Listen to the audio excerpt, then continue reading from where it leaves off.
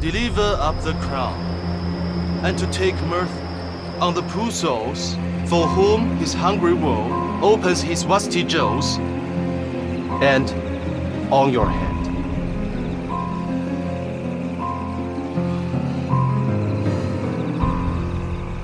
只要大佐你有耐心，我甚至可以背下整部《亨利五世》的剧本。精彩，真是太精彩了！不愧是许格森爵士身边的贴身翻译。哈哈，好啊好啊，一杯酒换来一份美差，太值了。大佐，您是胸怀如海，张某人佩服。潘先生，你的英语再好，恐怕以后没有什么用的机会了。今后还是应该多学学日本话才对啊。我学英语用了6个月，学法语用了7个月，学西班牙语用了10个月。李宁玉在德国3年，德文还不如我。语言对我来说，只不过是一种工具。我想捡起哪样，就是哪样。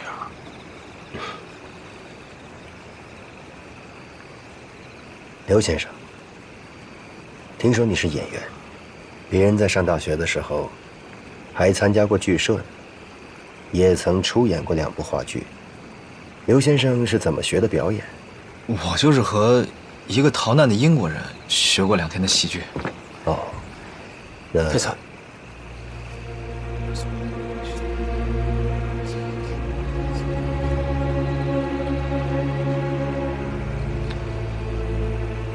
真是不好意思，有些琐事我要处理，诸位慢用。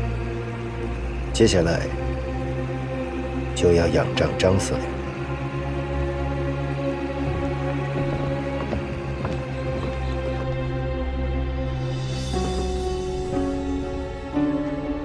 他走了，这就算完了？完事儿了。这顿鸿门宴才刚刚开始。我走以后，带他们去见见我给人。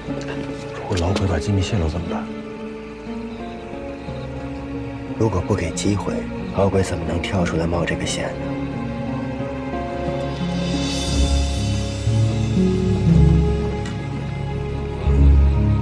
来喝。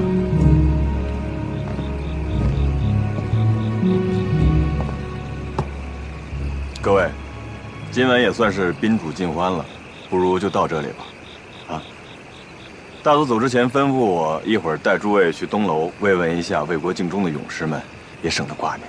好啊，啊，大佐不来了吗？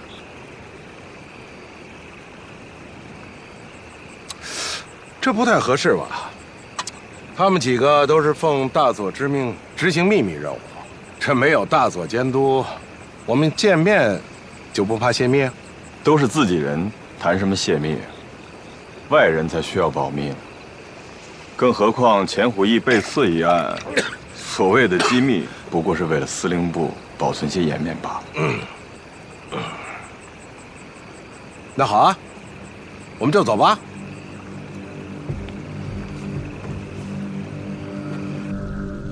这是要干嘛？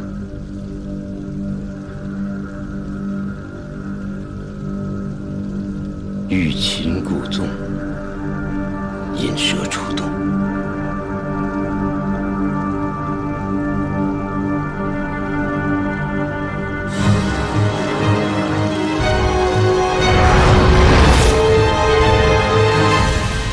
哎，王处长，大佐他一个人在杭州吗？有没有携夫人一起来中国呀？这个我不方便问。是不能问。他平时衣服都怎么换洗啊？有没有别的女人给他打电话呢？这些你都不知道吗？你不是什么特务处长，专门监视人的吗？诸位，这边已经等急了，这边请，这边请，来。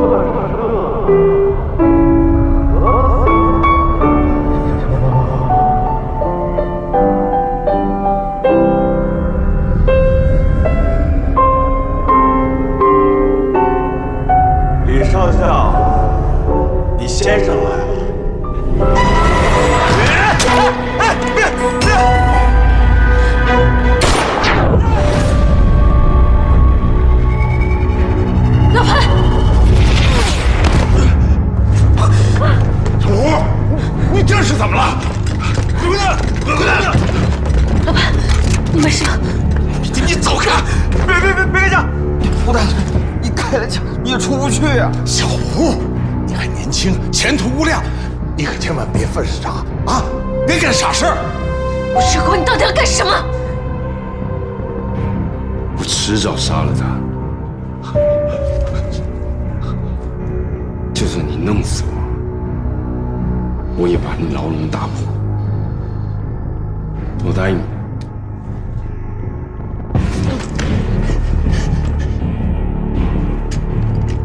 来人，送吴大队回去休息。嗨！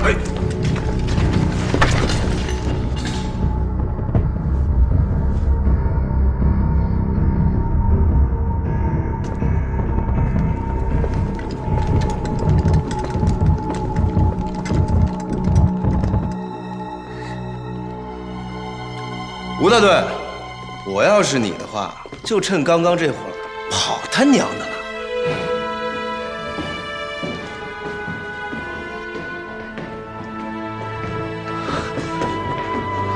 小梦，这里太危险了！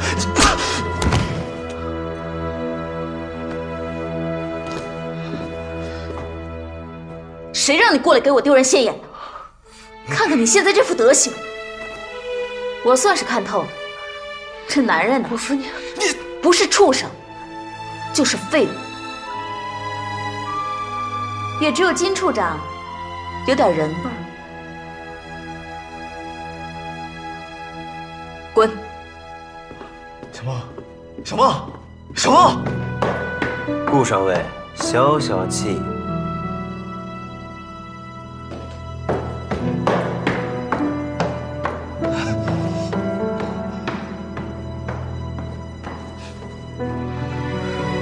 你躲开！李宁玉，你少在这给我装蒜！咱们俩不是一条路上的人。人家龙川大佐已经找过我，让我去上海。等下次咱们再见面的时候，我就是外务省官员的助手了。我告诉你，两条路，选哪一条，你自己想清楚。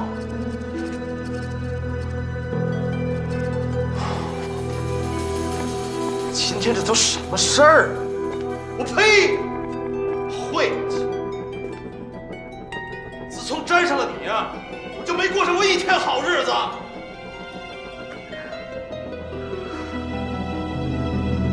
一定是他，一定就是那个吴志国。大佐，我基本可以断定，吴志国的行动就是一个信号，他就是为了传递他被囚禁在这儿。今天晚上吴志国可一个人也没来，他是通过什么人来传递这个消息呢？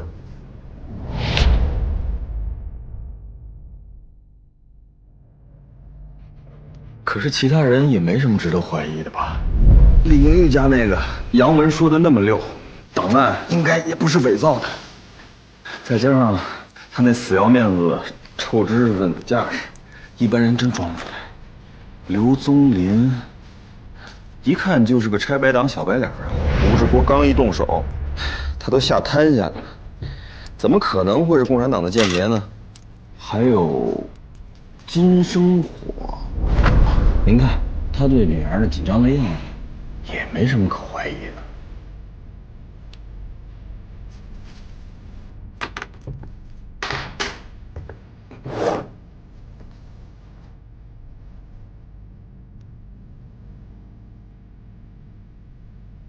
我说的有什么不对吗？你没说实话。大佐，我说的句句都是实话呀。金小姐，刘宗林、老潘、张司令，明明每个人身上都有伏笔，你是没有看见，还是想吸吗？没有，大佐，我是真没看出来什么呀。大佐还请您赐教。刘宗林真的是演员吗？据我所知，英国演员都以莎士比亚的戏剧为骄傲，教授戏剧也大多以莎翁的原文台词做开篇。跟英国人学过表演，听到莎翁的台词茫然无知，可能性有多大？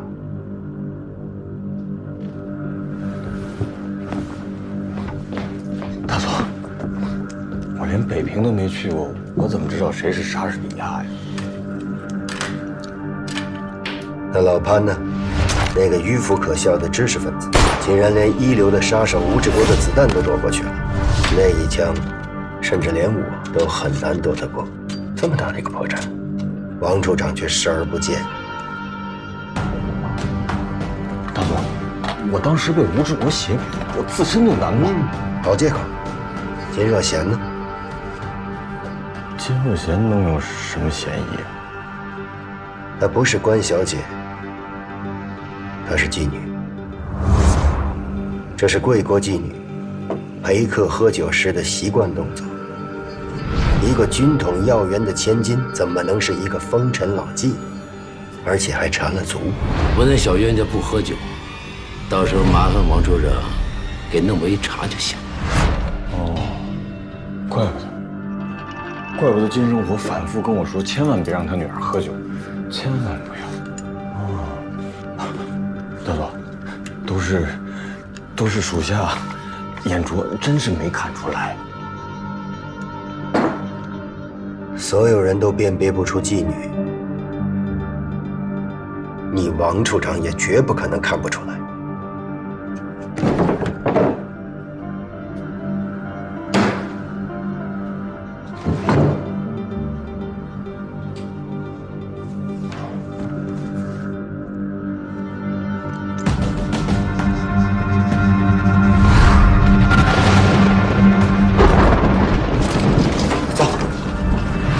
裘老庄主死了以后，生活所迫，裘大少爷把裘庄的西楼租借出去了。承租人开了一家妓院，妓院老板姓陈，苏州人，绰号陈三皮。你跟陈三皮什么关系？你现在可以不回答我，最好不要到临死的时候才想起来告诉我，啊。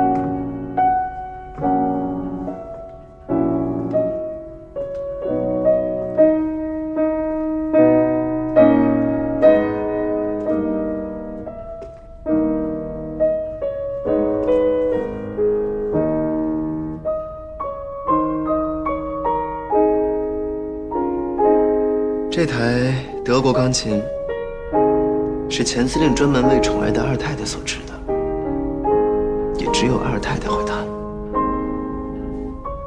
哎，钱司令在的时候，李上校不止一次出入过裘庄，应该见过他吧？不，听说那位二太太生性孤僻，不见外人。哦，这就难怪了。这架钢琴。不知在哪个琴键的缝隙中，还藏着一把致命的刀片。这样的二太太啊，得宠太多，积怨也多啊。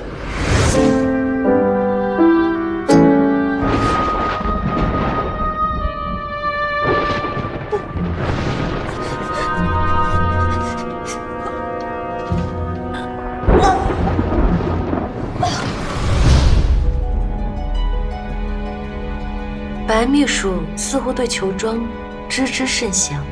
金处长，你说这窗户有多高多宽啊？高应该是在2米到2.1米，宽应该是1.3米吧？哪有1.3米，1.1米？谎言毕竟瞒不过聪明人，更何况李上校您这样的天才。不瞒李上校，我了解这裘庄的一砖一石。如果你想逃出这儿的话，或许咱们还可以做个交易。我喜欢交易。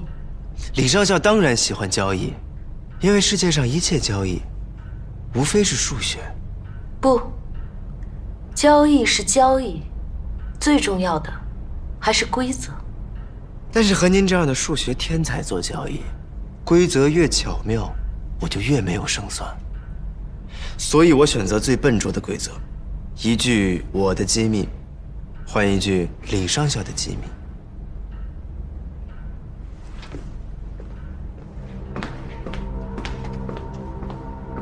李上校，我的机密对于你来说，很可能攸关生死。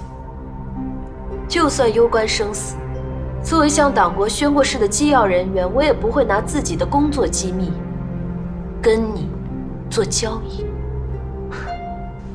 我对你们机要处的业务不感兴趣，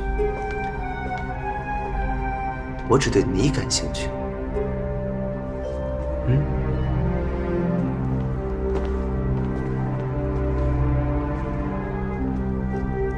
李上校，我说一句裘庄的秘密，你就要说一句自己的秘密。白秘书是有名的档案柜，对总队的个人隐私背景了如指掌。还想问我什么？我不想知道你是怎么样的人，我只想知道你到底是怎么样的女人。不瞒李上校，金处长已经勾连我和顾小梦，要把吴大队推为替死鬼。归根结底，不还是因为李上校第一个就指认了吴大队吗？我没有指认任何人，我只是实话实说。吴志国确实向我打听过破译密电的内容。不用跟我玩弄逻辑游戏了，李上校。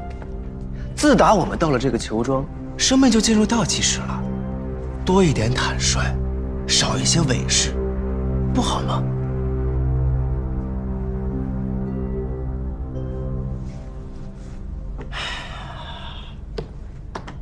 第4个了。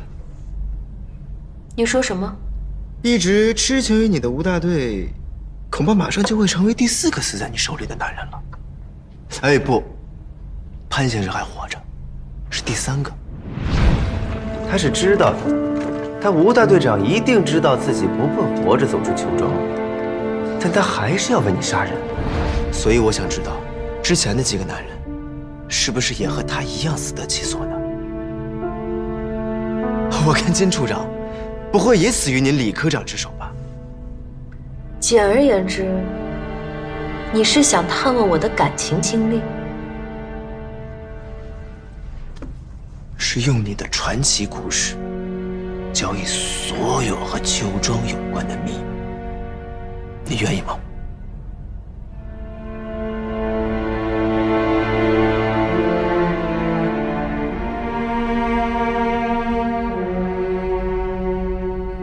他姓周，我老家大乡绅的独子，是我名义上的第1任丈夫。可是我跟他并没有实际的关系，因为拜完堂的当天，他就帮我逃出了周家，卖掉了我们订婚的钻戒，把我送上去德国留学的汽轮。可是他并没有等我回来，在我回国前的半个月，他遭遇了车祸。但他们都说，是你抛弃了未婚夫，才导致他自杀的。哦，流言虽然荒唐，但还是诱人耳语。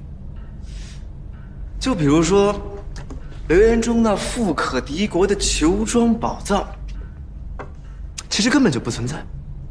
没有宝藏，你有什么证据？证其有意，证其无难。我没有证据，但是李上校试想，这么一笔庞大的家财，裘老庄主怎么会不对自己的继承人说明呢？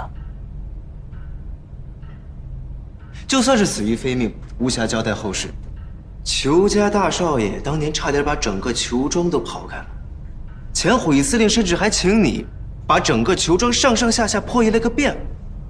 找到裘家宝藏的密码了吗？裘家的后人都去哪儿了？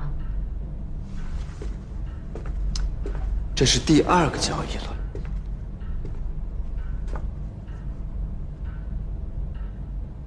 我的第2任丈夫是得肺结核死的，他是个理想主义者，很英俊，也很有才华。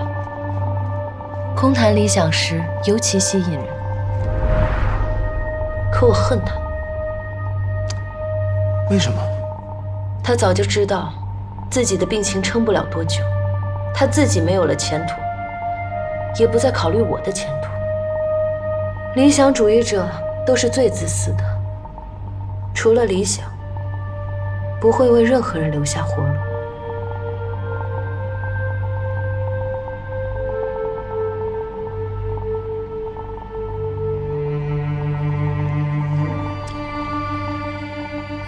裘老庄主有3个子女，长女长子都是前妻所生的，一个嫁去了日本，再无音讯；一个在日军占领杭州的前一夜就仓皇出城了。哦，据说他还是共产党。那个小少爷呢？他好了别动，不管遇到什么事，不许看，不许出声。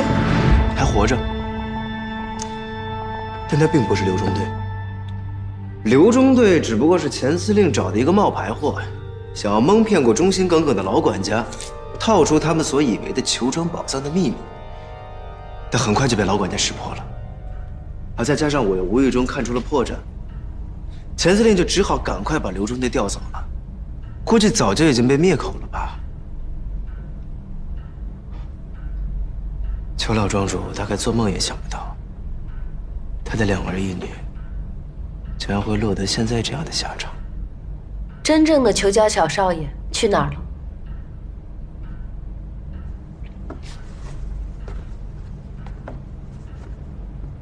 第3个交易，我是在他的葬礼上遇见老潘的。我穿了一身黑衣，他看着我对我说：“永远不要穿黑夜的颜色，因为死亡只是一个开始。”就因为这一句话，你就嫁给了他？还是因为他是英国驻华大使馆里的高级翻译？当然，男人的光彩来自自信，在一群哀哀戚戚的人里，只有他意气风发，就像是冬天里的太阳。我喜欢跟这样的光源在一起。人生一世，草木一秋，活下去都需要自己的阳光，不是吗？那李上校一定在这阳光里获得了不少的好处，通过这位新贵丈夫，结交了不少英美驻华要人。民国26年，许格森大使在被日军低空扫射致重伤，那个时候潘先生在吗？白秘书问这个干什么？我的一个兄弟，曾就任于军统南京站，也在这场袭击中受累，死得不明不白，生死之交，我必须得知道，他到底是怎么丢的命。日本人要杀的，并不是许格森大使，而是蒋介石。当时上海仗打得紧，蒋公想要赶往前线督战，为了保证安全，白崇禧建议他乘坐许格森大使的专车前往上海。没想到消息泄露了，日本人错把车里的大使当成了蒋介石，不惜与英国交恶，也要狙杀。当时老潘不在场，但大使受伤后，他受了大使的委托，全程参与了与日本人的交涉，还有南京政府的内部清查。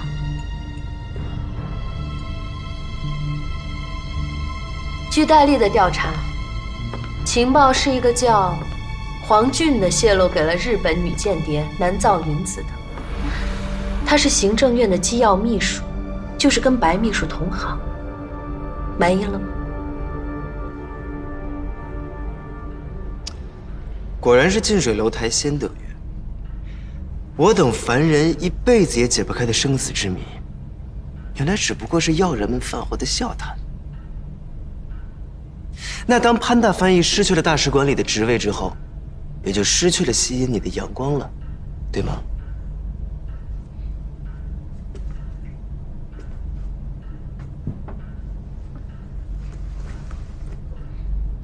是他自己变了。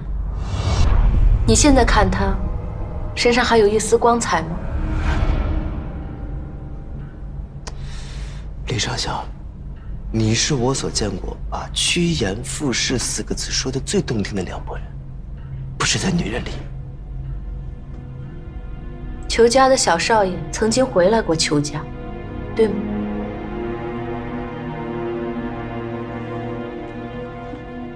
他回来过，但是物非人也非。裘庄已经落入到了钱虎义的手里，还有他的爱人。他的爱人，钱虎义的二太太。那是老管家的女儿，是他青梅竹马的玩伴。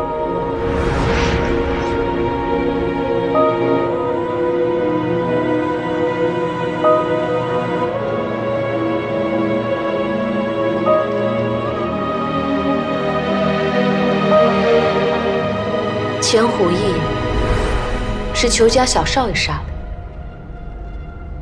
为什么？为了夺回裘庄和他的爱人。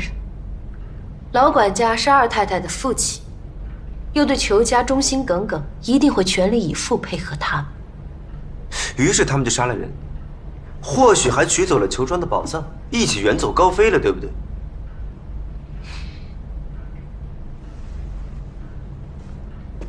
本来也应该是这样的故事，但只可惜，这位二太太就和李上校您一样，认定了当一个男人失去了他原有的光环之后，就再也不是那个男人了。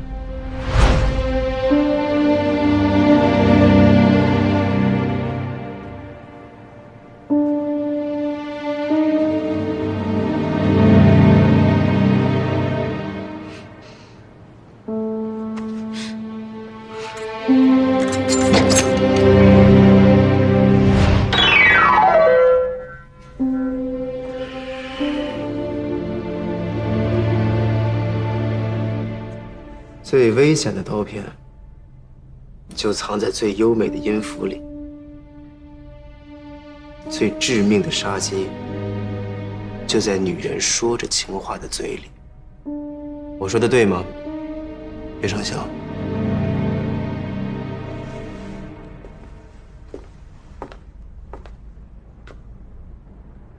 可像我这样暗藏杀机的人，至少总能活下去，不是吗？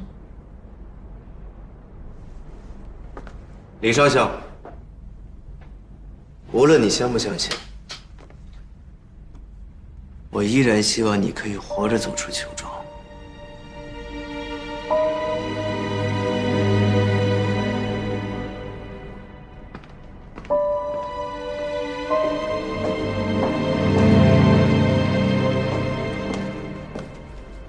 那位二太太也活着走出了裘庄，对吗？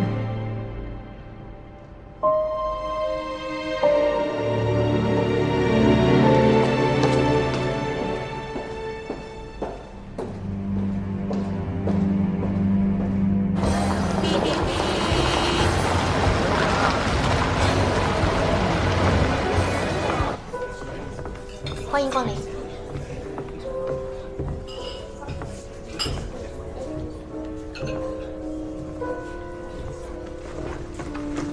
一杯咖啡。你好，请慢用。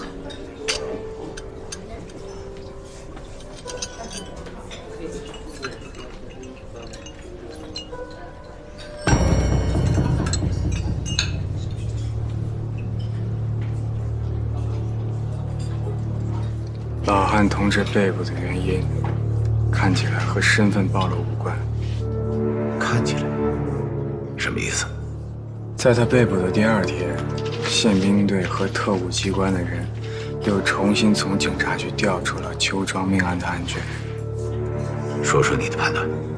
这是敌人拙劣的障眼法。老汉同志的身份已经彻底暴露了，应当马上切断和他有关的一切情报线索。还有什么？还有老汉同志不可能再恢复工作了。为了确保信息链的畅通，我建议组织应当马上启动预备人选，而不是10天以后。我已经充分做好了调整工作的一切准备。你的工作就是绝对服从组织的一切安排，还有7天时间。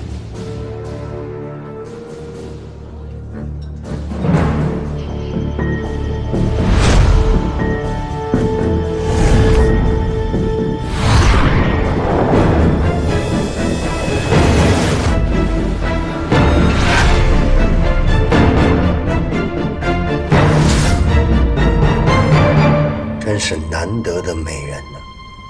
怪不得钱虎义一直把他藏得严严实实，谁也不让见。你说咱们把他藏在邱庄里，他算不算故地重游了？王处长，你是怎么认出她是二太太的？不是都说整个司令部里没有人见过这金乌之交吗？哈，属下也不算真的见过，只是见过他半面。半面？属下有幸见过这位二太太在窗户上半张脸的影子。真正的美人啊，哪怕只见了这半张脸，一直忘不了。王处长对美人的鉴赏功夫，我是信得过的。明天就把风声放出去，说这位二太太已经被捕了。记住，一定要强调，她是因为钱虎义被捕的。大佐，不是您吩咐的，一定要秘密抓捕吗？已经3天了。共产党再蠢，你以为他们会相信这位二太太进警察局只是为了喝茶吗？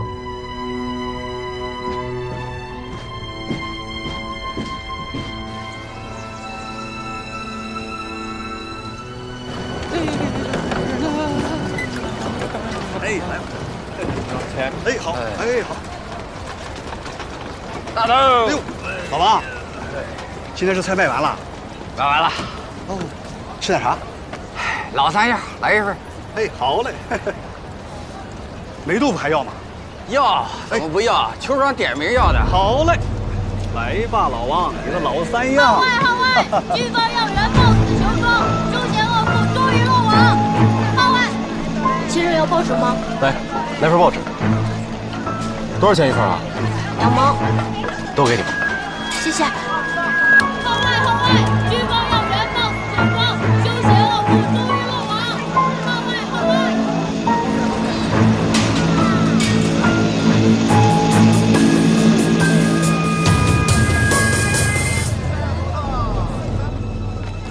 潘先生，又用电话了？是啊。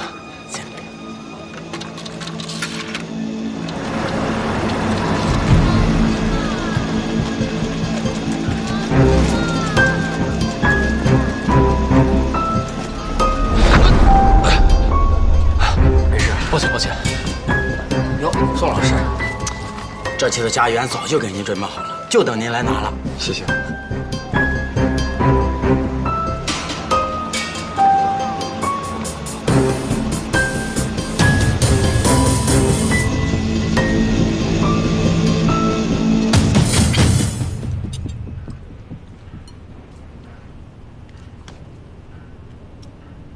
又是咖啡香。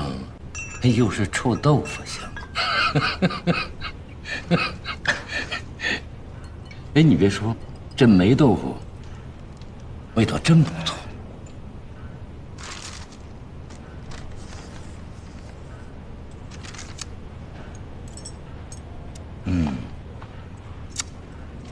香啊！虽说是在接受调查，被捉鬼，但是说实话，白秘书。这儿的待遇真不含糊。哎，这出去之后啊，你得跟张司令好好说说，咱那食堂得收拾收拾了。你瞧瞧那几个厨子，长得比总务处廖处长还肥呢。金处长，这个时候您还想着出去呢？快吃你的霉豆腐，这味儿我可闻不得。无所谓，金处长人家这是相信自己肯定能活着走出去。哎，不过金处长啊，您也真是个奇人，既品得了法国顶级红酒，又抽得了这美洲特制雪茄，还咽得下去街边的霉豆腐。真亏了您这张什么都能吃得下去的好嘴啊！怪不得说起话来颠倒黑白，翻云覆雨。我说的是不是，吴大队？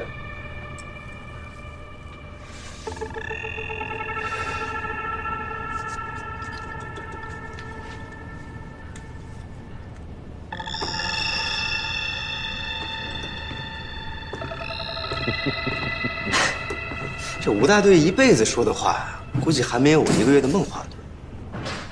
李上校，您说呢？只怕他杀的人比你见的人都多，少说点话，保命。多谢顾省委的提醒。好了，再去睡个合笼觉。要是王处长再提审的话，麻烦了再把我叫起来。难得享受清闲啊！李科长还在研究外汇，看样子自信能活着出去的不止我一个。小孟，瞧瞧，这才叫沉得住气。外汇交易不过是种密码游戏，我既然是个破译人员，就该把任何数字都当成密电来破译，哪怕是快死了，也不例外。这多年前，中统有位破译专家，利用自己的专业特长，破译了香港渣打银行的金库密码，一下子就盗走了几十万英镑的巨款。李上校听说过这些事儿吗？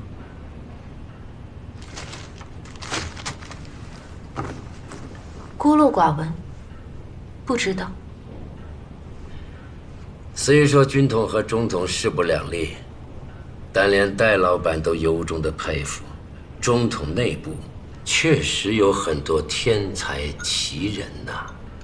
除了这位误入歧途的高手，当然还有那位青灯。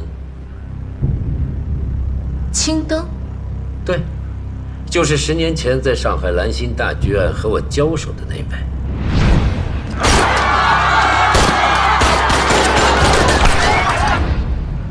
那可是顶尖的。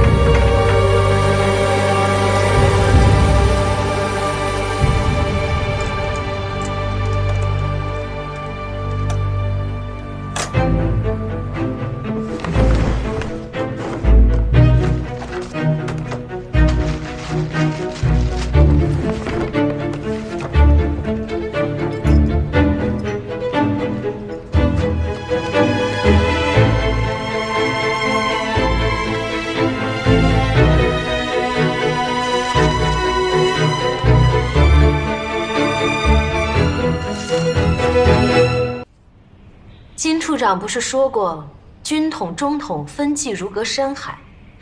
你对那位对手的情况一无所知吗？我查过，她是徐恩曾的心腹，年少成名，对于抓捕、破译、营救和侦查都有极高的天赋。10年的间谍生涯，据说只有一败，就是和我交手的那一次。想在金处长手里抢功，能不败吗？惭愧惭愧，只可惜我对于他也就知道这么多了。哦不，我还知道一点，就是他身上一个很私人的特征。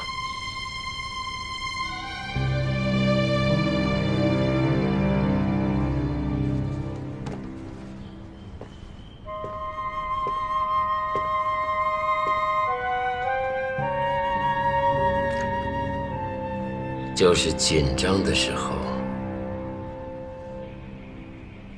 他左耳会动。当年我只看见了他半边侧脸。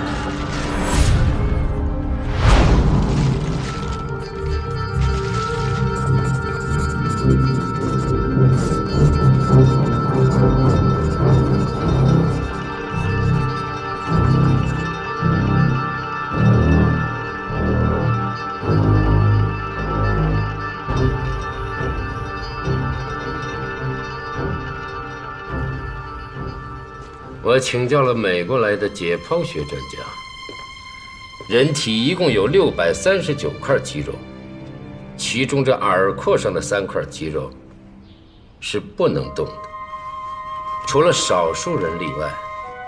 这一部分人大多是因为遗传造成的肌肉痉挛，但也不会超过几10万分之一。还有一种人，那就是对自己的身体控制能力极为出色的天才，比如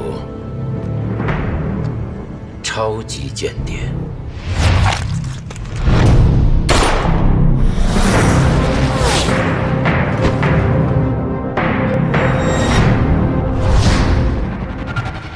超级间谍就能超越人体的生理结构，抖动自己的耳朵。这理论真有意思。那我想请问金处长，那位青灯是您的手下败将，您才是比他更出色的间谍。金处长的耳朵会动吗？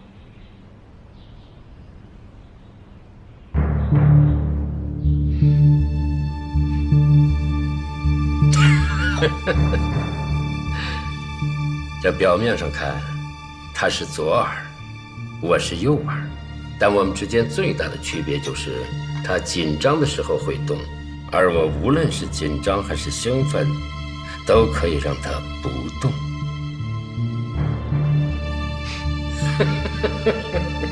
说笑话，说笑话。说实话，这位青灯倒不是什么我的手下败将。10年前的上海兰心大剧院，我倒是被他利用了一次。不是失手，也不是时机判断错误，他是利用徐恩曾戴笠之间的明争暗斗，故意放走陆勋章的。我一直都想不清楚，他不惜暴露目标，提前动手，到底是为了什么呢？这个问题困惑了我整整10年了，到现在我也没弄清楚。敢问，你能帮我解开这个谜团吗？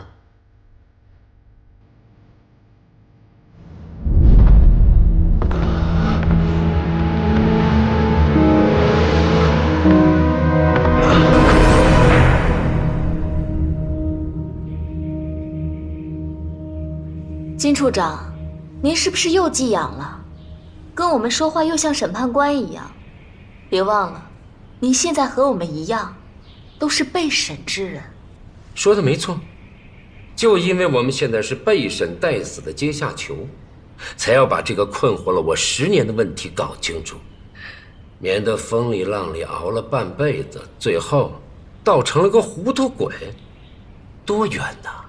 金处长困惑了10年，也找不到答案。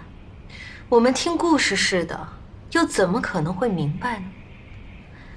也许原因只有那个青灯知道，或者徐恩曾才会知道。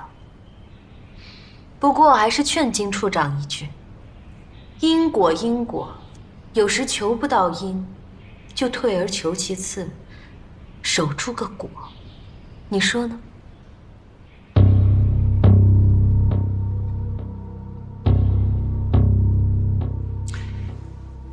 李上校这些话说得透彻，求不得因，就守住个果。这青灯为什么放走中共的高级间谍，这不重要，要紧的是那次抓捕陆勋章失败之后，这位前途无量的高级间谍逐渐失去了徐恩曾对他的信任。有一天，他突然假死叛逃了。没有自己，没有身份，没有指纹，这就是一个叛徒的代价。当然了，假死是蛮不长久的。这数年之间，徐恩曾派了大量的人力要抓回这个叛徒，但他一直杳无音信，生不见人，死不见鬼。李上校，你不觉得奇怪吗？金处长不是说过，不管是姓戴还是姓徐，为蒋介石卖命的间谍分3种，最高密集的是透明人，非生非死，无声无息，走在太阳底下也见不到自己的影子。青灯这样密集的透明人消失了，又有什么可好奇的？我倒劝金处长替这位青灯担心之前，先保证自己不被定为老鬼。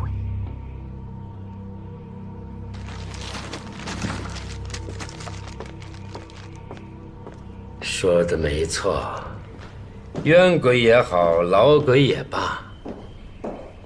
小孟，我看此时这囚庄里的每个人，这心里都有鬼。那您觉得我心里有鬼吗？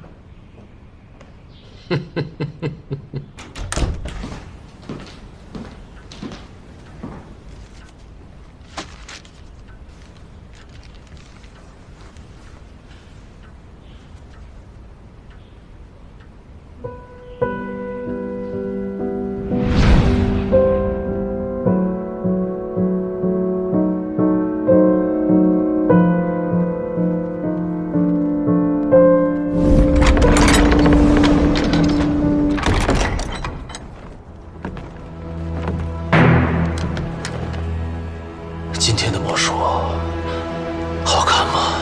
Welcome to the magic show. This night will be full of surprises. It will be full of mystery.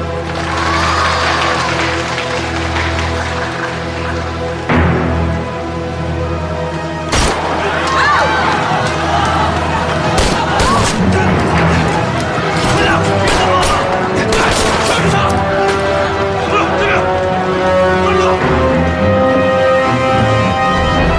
金生活的推测是正确的，消失的那位顶级特务青灯，就是我的丈夫，前任英国驻华大使馆的首席翻译潘汉卿。只是那时候他的名字叫做李明成，我异母同胞的哥哥。哥，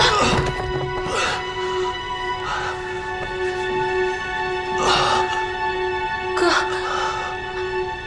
你怎么了？从这刻起，青灯已死。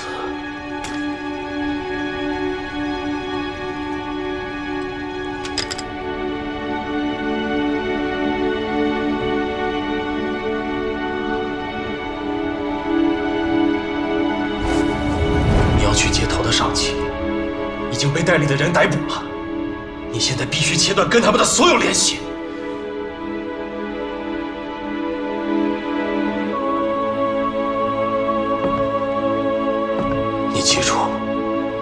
在这个世界上，没有永不失败的战士，也更不会有永不暴露的间谍。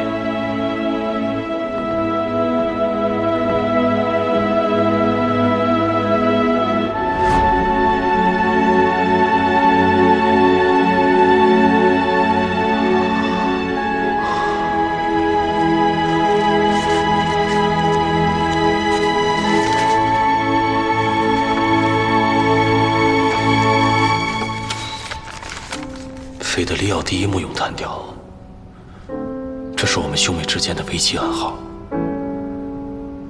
他第一次在我面前弹起此曲，是陆勋章被捕之后。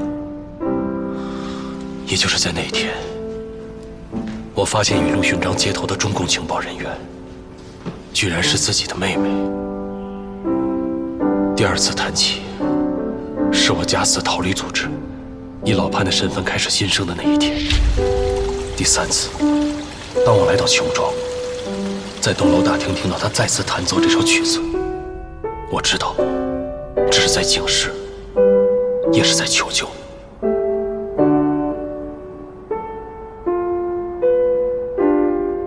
钢琴曲无法向老潘传递所有的信息。金生活既然洞悉了哥哥的真实身份，距离破译出我身上的机密，也只有一步之遥。他成了比龙川肥原和王天香更危险的审判者。进入裘庄已经是第3天了，黄雀一定在全力调查整条情报线，而且步步逼近。要救妹妹，当务之急是跟她的上级取得联系，但我却对她的组织一无所知。长久以来，尽管兄妹情深，他却无时无刻不牢记，我是曾在敌营效力10余年的高级间谍，而我也自觉回避他的任务。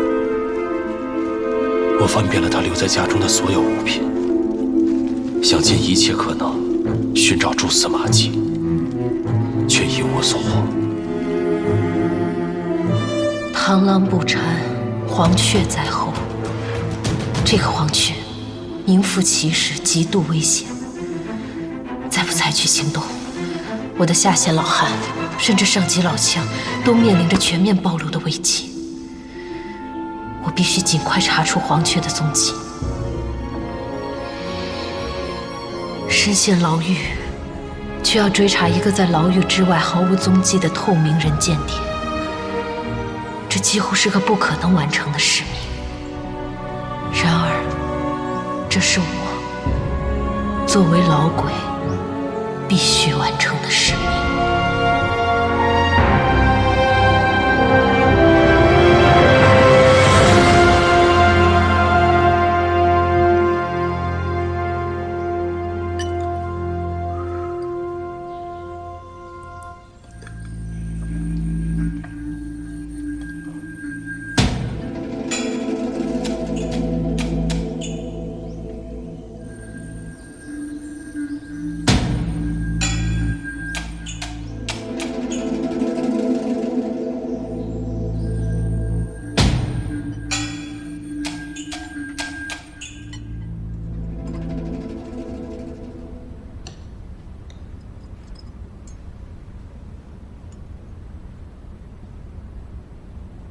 真是美人，可惜了，就好像大佐说的，卿本佳人何必？是卿本佳人，奈何为贼吧？哪个大佐？他见过我？驻上海特务机关副机关长龙川肥原大佐，之所以会把你也请到裘庄来，就是因为我们要找到你的同党老鬼。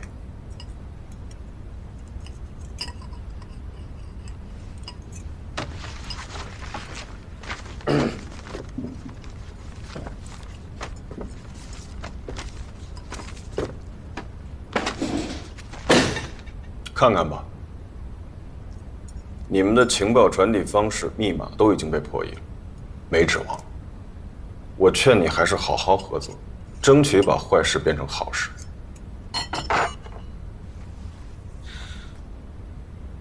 那请教王处长，怎么把坏事变成好事呢？告诉我们老鬼是谁，还有谁是你们的上级老强。交易的条件呢？我保你平安无事。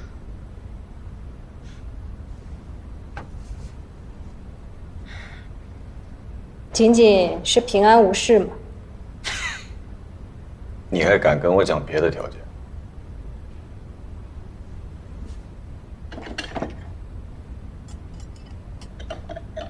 陈三皮，原名不详，苏州昆山人。民国5年，其父陈之环受雇于裘庄。你给我闭嘴！现在是我在审你，我问你老鬼是谁，你别胡说八道。是，现在还是。但是王处长，像我这样的共谍要犯，你们的龙川大佐迟早要亲自讯问我的，绝不会由你审讯完话了呀，就把我推到万人坑前头枪毙。这到时候啊，说还是不说，由不得我，更由不得你。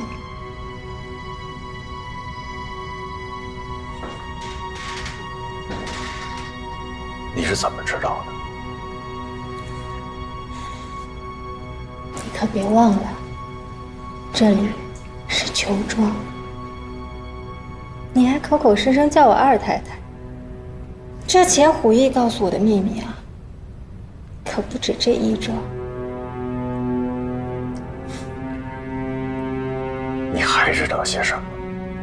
全都告诉我，我保证让你安全离开这儿，再带上一大笔钱，去花旗国过自由的生活。啊！你好好想想，自打我把你抓回来，除了限制你的自由，我哪一点亏待了你？你可以相信我。相信，我当然相信王处长。我相信王处长隐姓埋名，忍辱负重，绝不是为了帮助日本人抓几个特工的。追查那笔裘庄的财富才是正题。唉，这油锅里捞出来的钱，一分也不会分给外人。所以啊，再怜香惜玉，你也绝不会允许我活下去。我说的对吗，陈三皮？聪明，你可真聪明。先是炸我，然后烤我，到最后逼我，差一点就被你反客为主了。只可惜啊，你这张嘴再厉害，总厉害不过我的鞭子。来人，给二太太看看什么叫西洋角。报告，处长，处长，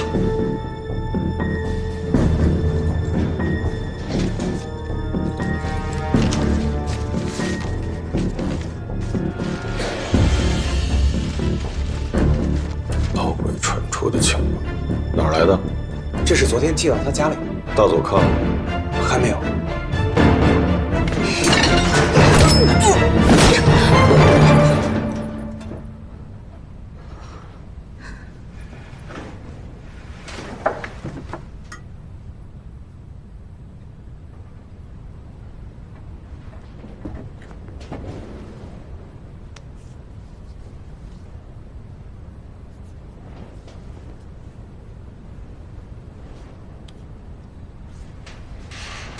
赶紧叫人来，别让他死了！是，回来啊，回来，情报！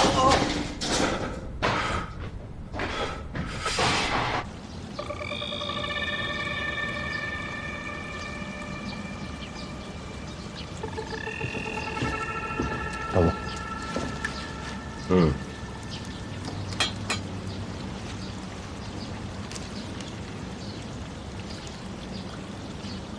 21日9时，日本军部三浦中将由2号码头抵沪，老鬼。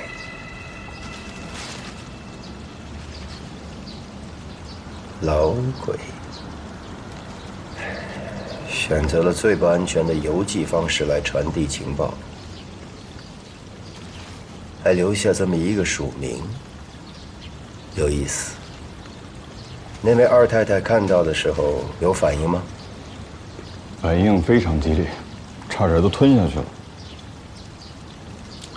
大佐，其实要说老虎都有打盹的时候，偶尔留下痕迹也是正常的。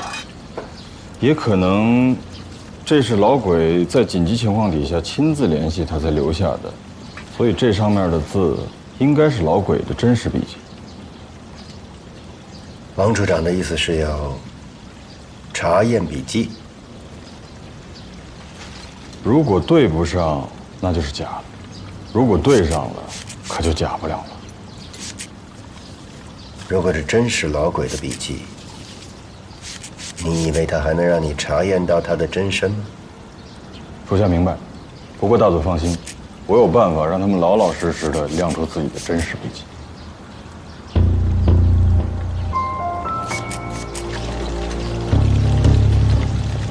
家书，这命都没了，写什么家书，报什么平安？顾政委，话可不能这么说吧？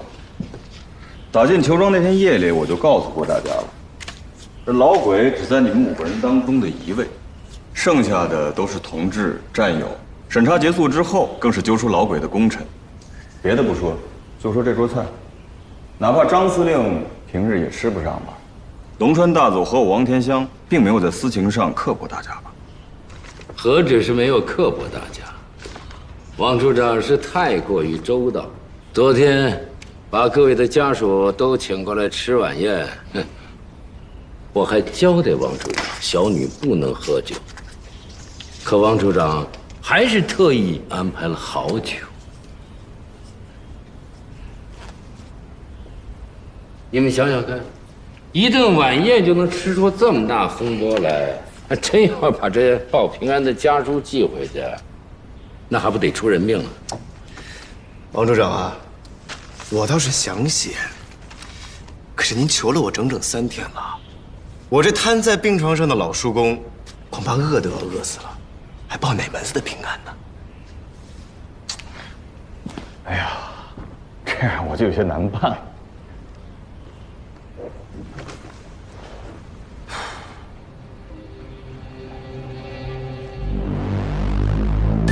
好，那我就不瞒着大家了，写家书报平安是假，核对笔记才是真。各位的原始档案，从中学毕业直到入职司令部，我全都搜集到了，一张草纸都没落下。再完美的潜伏计划，也不可能从出生就进行吧？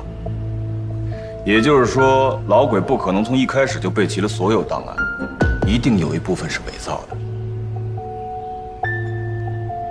所以，内容你们随便写。不过呢，我们一定得用自己的真迹。如果一笔一捺对不上了，那可能就要进王处长的审讯室了。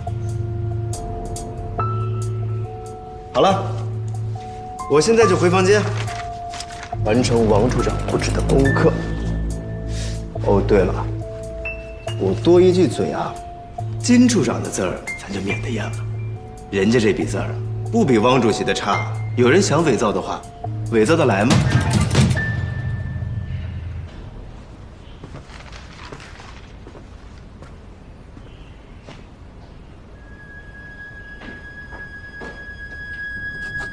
老汉确实被捕了，却并没有叛变。那张字条是我和老汉早就约定的机关，我刻意模仿了5人中某人的笔记，为的正是危急时刻可以李代桃僵。只是走出这一步对我而言，难免痛苦。进来，玉姐，是我。你看，王田香给我的钢笔是坏的。你说这人是坏的，笔也是坏的。我记得你进裘庄的时候有多带一支钢笔进来？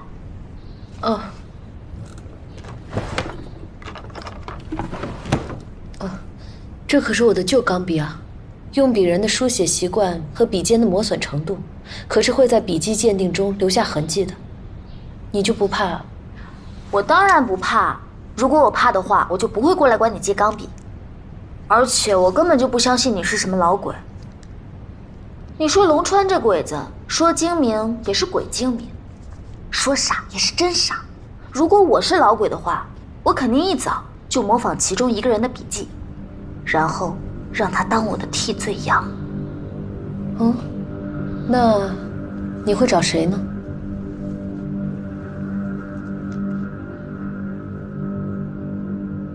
吴志国，谁让他对你心怀不轨？我走了。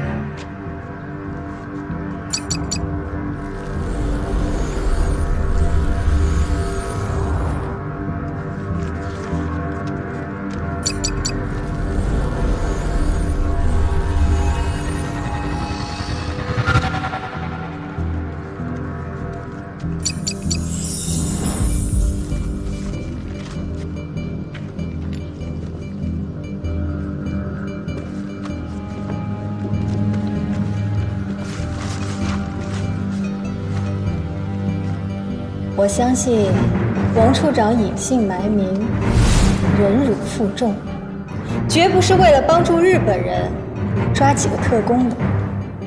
追查那笔球庄的财富才是正题。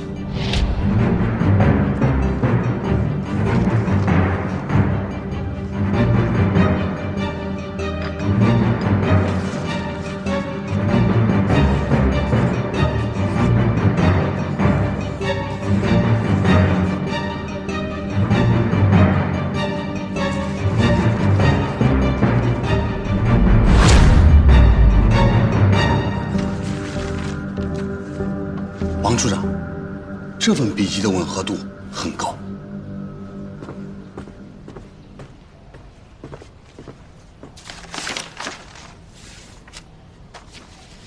果然是他。大佐，鉴定结果出来了，就是他。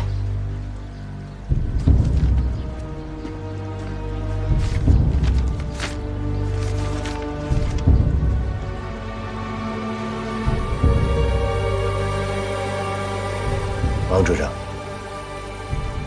你真正工作的时候开始了。是。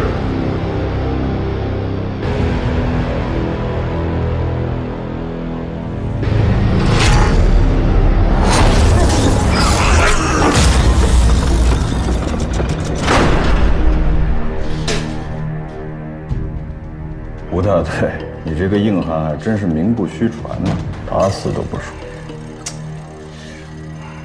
可是我手头这份证据对你有点不利。你看啊，那笔记专家检测的结果，你和老鬼的字迹是一模一样的，连金生火都说。我金某对书法略通一二，这两处笔迹，勾连曲折、比例断续，这都是一样的，不可能是第二个人写出来的。更有意思的是，白小年默写的你的功劳簿。王处长最擅长鉴别真伪了，还有比这真刀真枪的功劳簿更能鉴别真迹的东西吗？有趣，可以说是战功赫赫，可为什么抓的都是老蒋的小鬼？只有2次是和中共游击队作战，还全都是败绩。哼，吴大队长，你实在是高明啊！杀蒋不杀共，既给自己立了功劳，又替共产党报了皖南内脏事情的仇。你是大功臣。还没说完，连顾小梦都指认。有一次，他突然闯进玉姐的宿舍，我在。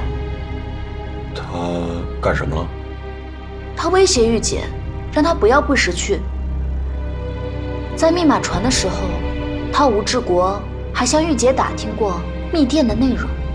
现在想想，他是怕被拆穿。吴大队长，4个人有3个人都只认识你了，哪一招了吧？啊！住手！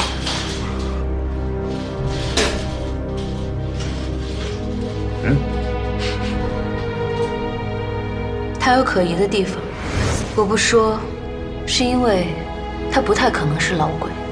我什么时候向他打探密电？我什么时候向你打探过情报内容？为什么你对我也要说谎？这2个人当中一定有一个在说谎，说谎的那个就是老鬼。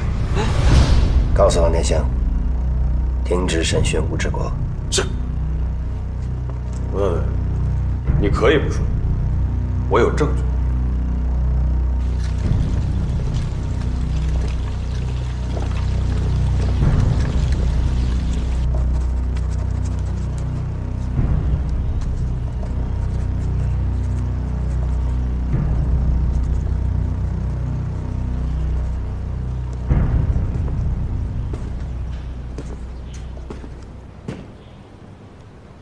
大佐，您终于来了。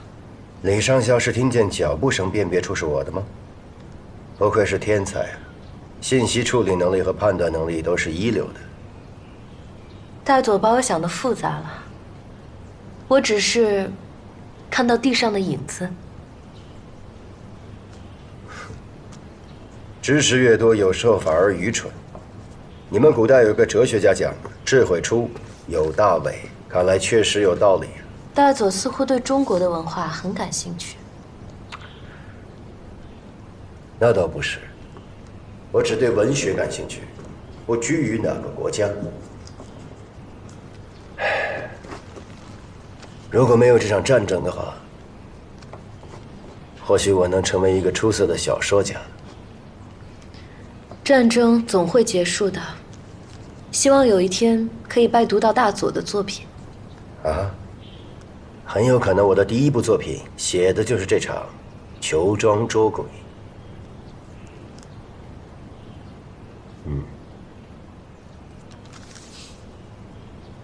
大佐会把我写成怎样的女人？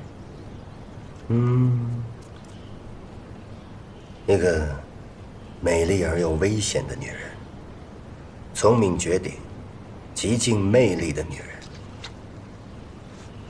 就像这地狱之火中盛开的曼陀罗。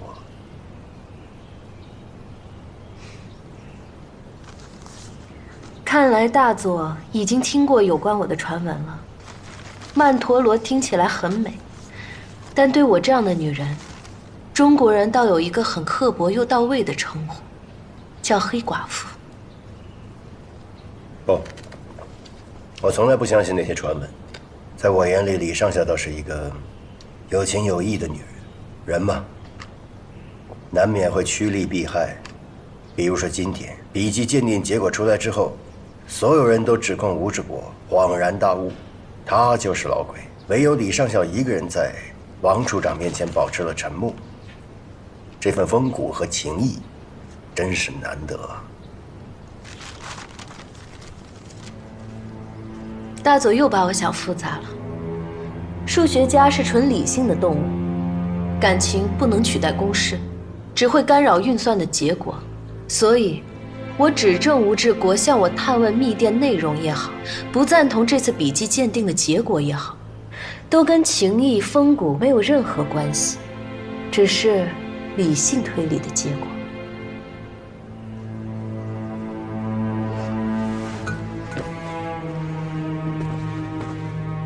按照理性推理的结果，你认定吴志国不是老鬼的？又错了，我只是判断，这次鉴定的笔迹相似，并不能坐实吴志国就是老鬼的嫌疑。很简单，真正的老鬼应该不会蠢到用自己的笔迹传递情报，更不可能还留下痕迹。很有道理。那按照李上校的理性判断，会不会是吴志国周围的人，或是真的老鬼，模仿他的笔迹逃代李江？比如说，公认的书法家金处长。这就已经超越了我的推理范围。不过兵法上说，实者虚之，虚者实之。也许老鬼故布疑阵，也未可知。大佐如果没有要紧的事，我就先告辞了。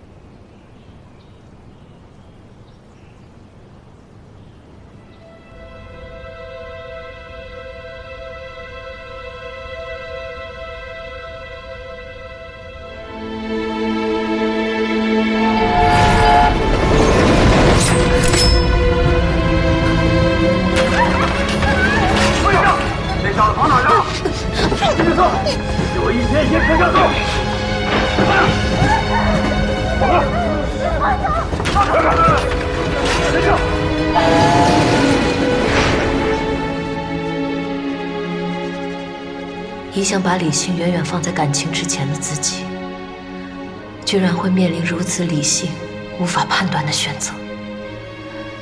金生火对于老潘真实身份的刺探，对我是严重的威胁。吴志国还是金生火，我必须做出选择。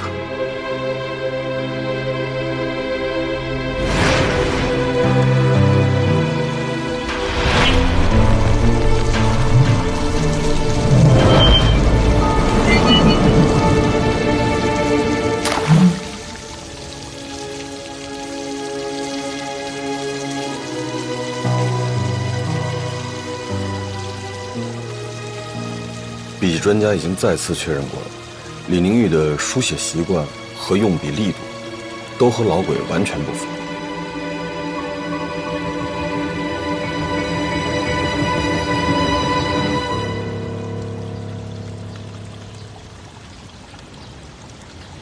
真想不到，像李宁玉这样的一个破译天才，竟然还是一个不逊于专业画师的素描高手。这样的人怎么会屈就于一个小小的剿总司令部？所以，这次笔迹的试探完全失败了。他这样的人，对于形状、线条、笔画力度的把控要远远高于常人。他要是临摹效仿别人的笔迹，绝不可能留下自己书写的痕迹。大佐，您的意思是，最值得怀疑的是李明玉？可是我觉得他说吴志国那些话，似乎还是有道理的。岂止是似乎，是太有道理了。吴志国如果真的是老鬼，不应该犯下这种低级的错误。所有有脑子的人都会这么清楚的想。让我感到奇怪的是，金生火、白小年、顾小梦三个人竟然同时指控吴志国。大佐，他们三个说的话，也不能说完全没道理吧？你认为他们说的有道理，王处长？是这样吗？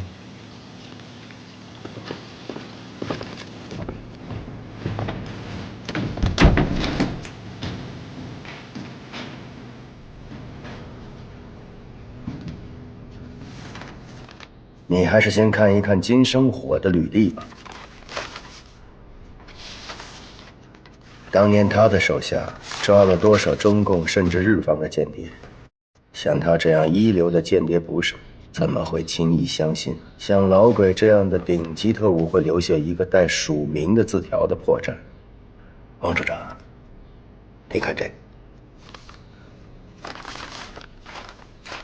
白小年的这个功劳簿，杀人无形。